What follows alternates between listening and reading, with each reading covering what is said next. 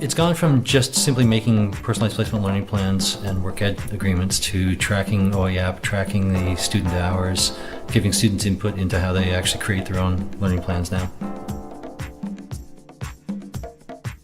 When we first developed it, the co-op teachers were telling us it was taking them between 45 minutes and an hour to make a ministry compliant PPLP.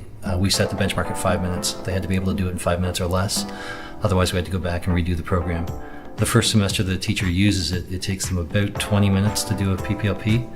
By about the third semester, they're down to about 1.5 minutes, 2 minutes.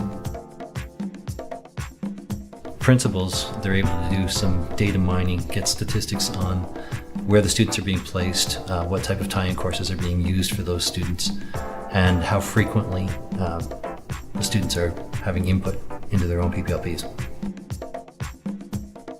With the new Ontario College of Trades, any student who is in an apprenticeable trade, whether they're actually registered as an apprentice or not, that information has to be reported back.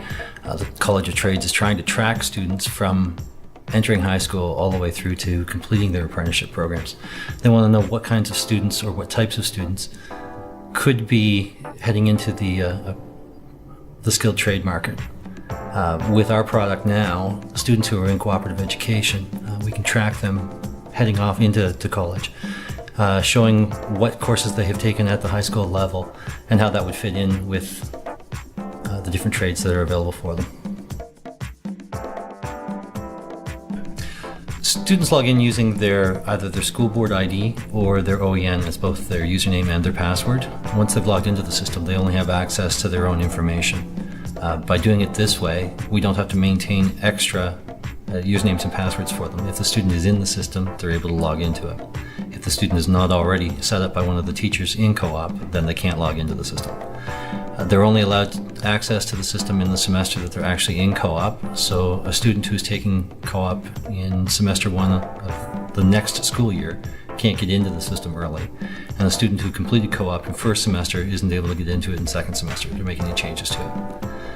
If the student makes any changes to their own personalized placement learning plan, the teacher has the opportunity to accept those changes, decline them, or leave them the way they are to review at a later date. Depending on the size of the school board, typically we do one semester with a pilot group of schools, usually 3 or 4 schools.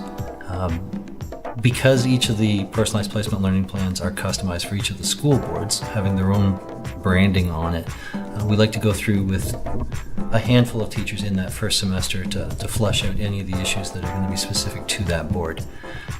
Typically by the second semester, all of the schools in the school board are using the application at that point. We don't generally open up the student portal until the third semester, until after all of the teachers have had an opportunity to get comfortable with the program first.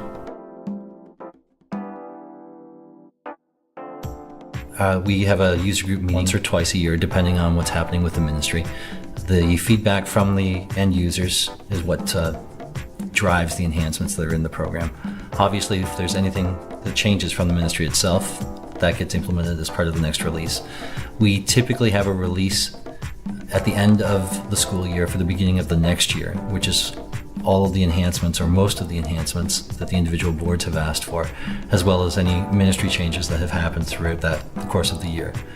We usually have a second release, which is a very minor release, which includes the curriculum updates that happen from September forward that school year, as well as any minor changes that the ministry may come out with.